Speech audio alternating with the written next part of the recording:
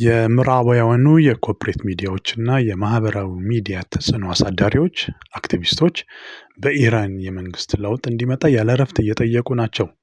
ለዚህ የመንግስት ለውጥ ጦርነታቸው የምዕራቡን ዓለም ህዝብ ድጋፍ እንዲሰጣቸው ያልተረጋገጡ ስታቲስቲክሶችን ወይንም መረጃዎችን፣ የተፈጠሩ ወሬዎችንና መሬት ላይ ያለውን እውነታ የሚክዱ ትንታኔዎችን እያሰራጩ ይገኛሉ። ይህ የመንግስት ለውጥ ፕሮፓጋንዳ ከዚህ ቀደም አሜሪካ ያካሄደቻቸውን ጦርነቶች ያጀቡ ፕሮፓጋንዳዎችን ያስታውሳል። አሜሪካ ኢራቅ ላይ ጦሯን ለማዝመት ሳዳም ሁሴን የጅምላ ጨራሽ መሳሪያዎችን ታጥቋል የሚል የሐሰት ፕሮፓጋንዳ ፈጥራ በሚዲያ አሰራጭታ የህዝቧን ድጋፍ አግኝታ ነበር።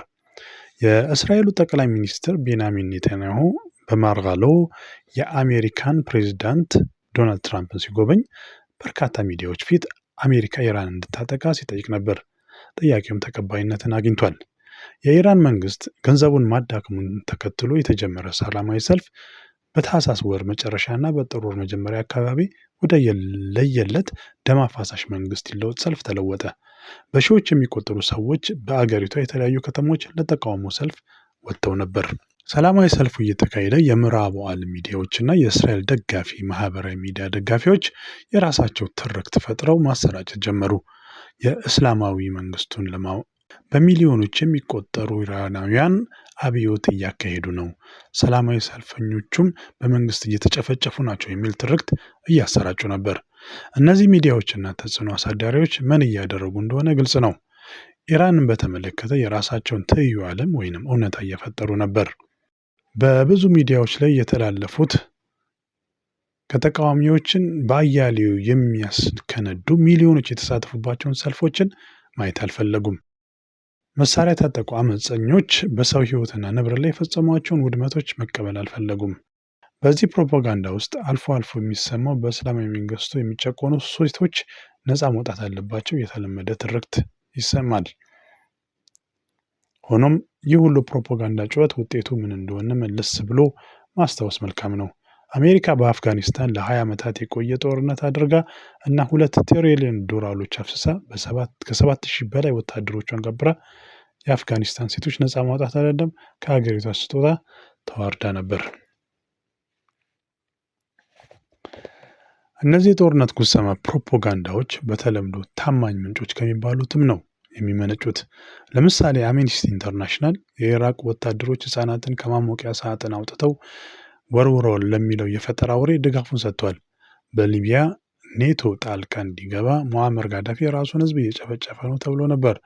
አሁን በኢራን ላይ ሊከፈት የታሰበው አይነት ጦርነት ሊጀመር ዳር ሲባል እንደዚህ አይነት የፈጠራ ወሬዎች በታላላቅ ሚዲያዎች ይራገባሉ። እስራኤል በፍልስጤም መቻቸው የዘር ማጥፋት ጦርነት ይሁንታቸውን ለማግኘት 40 ህፃናትን ታርደዋል ብላ ያሰራጨችው ወሬ ልብ ይሏል። ሆኖም ከዚህ ሁሉ ፕሮፓጋንዳ ባሻገር አሜሪካና እስራኤል በኢራን ላይ የሚያውጁ ጦርነት ምን እንደሚመስል ማጤኑ መልካም ነው። ኢራን እንደ ቬኔዙዌላ ወይንም ሶሪያ አይደለችም። የኢራን እስላማዊ ሪፐብሊክ መንግስት ያለው የወታደራዊ ብቃት ከእስራኤልና ከቱርክ በስተቀር በምዕራባዊ እስያ የሚወዳደረው የለም። እነዚህ ሁለት ሀገራት እንኳን ኢራን ያሏትን የቦሊስቲክ ሚሳኤል፣ ክሩዝ ሚሳኤሎች እና ድሮኖች ኃይል የላቸውም። ኢራን ዘመናዊ ቴክኖሎጂዎች ባይኖራትም የአሜሪካና የእስራኤልን ወታደራዊ ተቋማትን ካምፖችን በቀላሉ የሚያወድሙ መሳሪያዎች በብዛት ታጥቃለች። ኢራን የታጠቀቻቸው መሳሪያዎች ደግሞ በጦርነት ተፈትነው ብቃታቸው እየተረጋገጠ ነው። መሬት ላይ ደግሞ ወደ 190,000 የሚጠጉ የአብዮቱ ጠባቂ ጋርዶች የሚባሉ ወታደሮች ሲኖራት መደበኛ ወታደሮቹ 420,000 ያክላል። 1 ሚሊዮን አካባቢ ያሉት ባሲጂ የሚባል በጎ ፈቃድ ተዋጊዎች አሏቸው። ይህ ሁሉ ኃይል በሚገባ የሰለጠነ ነው። በ2000 አሜሪካ ከኢራን ጋር ጦርነት ቢደረግ ምን ሊፈጠር ይችላል በሚል በሰራቻቸው ጥናት ሁሉም በአሜሪካ ኃይል ላይ አሰቃቂ ጉዳት ያደርሳል የሚል ድምዳሜ አሳይተዋል። ይህ እንግዲህ የኢራን ጦር እንዳሁኑ ባልተደራጀበት ጊዜ ነው፣ ባልዘመነበትና ባልተደራጀበት ጊዜ ነው። ሰሞኑን በወጣ መረጃ በኢራን የጦር አመራሮች ዘንድ ለአነስተኛ ለሚባል ጦርነት እንኳን እስከ 500 የሚደርሱ የአሜሪካ ወታደሮች ላይ ጉዳት ስለማድረስ እየተወራ ነው። ከአሜሪካ ጋር ጦርነት ከተጀመረ ኢራን ከዚህ ቀደም እንደምታደርገው ምላሽ አትሰጥም። ከዚህ ቀደም ኢራን ላይ ጥቃት ሲደርስ ምላሽ ከመስጠቷ በፊት ጊዜ ትወስዳለች፣ ሰላማዊ ሰዎች ላይ ጉዳት እንዳይደርስ ታደርጋለች። በአሁኑ ጦርነት ግን እንደዚህ አይነት ስሌት አትከተልም። እጅግ ከፍተኛ ጉዳት እንደምታደርስ ዝታለች። ለዚህም ቁርጠኛ ሆናለች። ከዚህ ጦርነት በኋላ ድርድር የሚካሄድ ከሆነ በተሻለ ተደራዳሪ ሆና መውጣት አለባትና። ሌላው መጠን ያለበት አላባ የኢራን መንግስት ደግፎ የሚወጣው ሰልፈኞች ነው። መንግስቱ ጠንካራ የድጋፍ መሰረት እንዳለው ያሳያል። በዚያ ላይ የኢራን አብዛኛው ህዝብ ወግ አጥባቂ ሲሆን በመንግስቱ ርዕዮተ ዓለምን ያምናል ማለት ነው። ከዚህ በተቃራኒ ተቃዋሚው ኃይል መሪ የለውም። የሻው ልጅ የድጋፍ መሰረቱ አነስተኛ ከመሆኑም በላይ የእስራኤል አሻንጉሊት ተደርጎ ነው የሚታየው።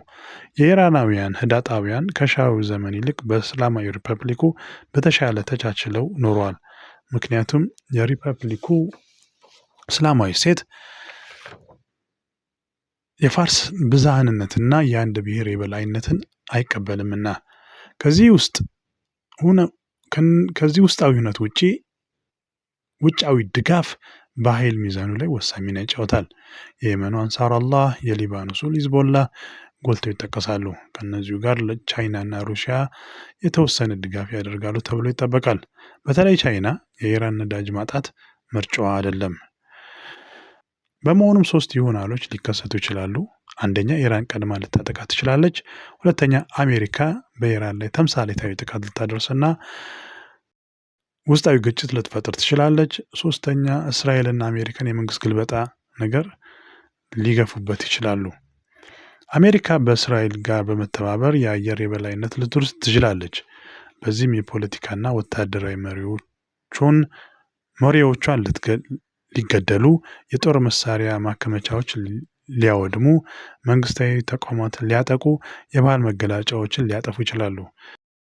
እነዚህ ሁሉ ግን መንግስትን አይለውጡም። ይልቅ ህዝቡን ይበልጥ በአጥቂዎቹ ላይ የከረረ አቋም እንዲይዙ ያደርጋቸዋል። ኢራንም አሜሪካና እስራኤል ላይ ከባድ ጉዳት ማድረስ በርካታ አማራጮች አሏት። የአሜሪካ ጦር ተሸካሚ መርከቦችን ማውደም፣ እስራኤል ላይ የቦሊስቲክ ሚሳይሎችን ማዕበል መላክ፣ የሆርሙዝን ሰርጥ በመዝጋት ዓለም አቀፍ ኢኮኖሚን ማናወጥ። የፕሬዚዳንት ትራምፕ አስተዳደር በየመን ተሳትፎ እንደታየው ብዙ ጊዜ የማይወስድ ጦርነት ነው ማድረግ የሚፈልገው። ነገሮች እንዳሰቡ ካልሆኑላቸው ሁሉ ነገር ይተውታል። የመንግስት ግልበጣ አሁንም እንደማይሆን ይታወቃል። ምናልባት ከዚህ ጦርነት ሊገኝ የሚችለው ውጤት ኢራን በእርስ በርስ ጦርነት ውስጥ መክተት ይሆናል። ሰላም።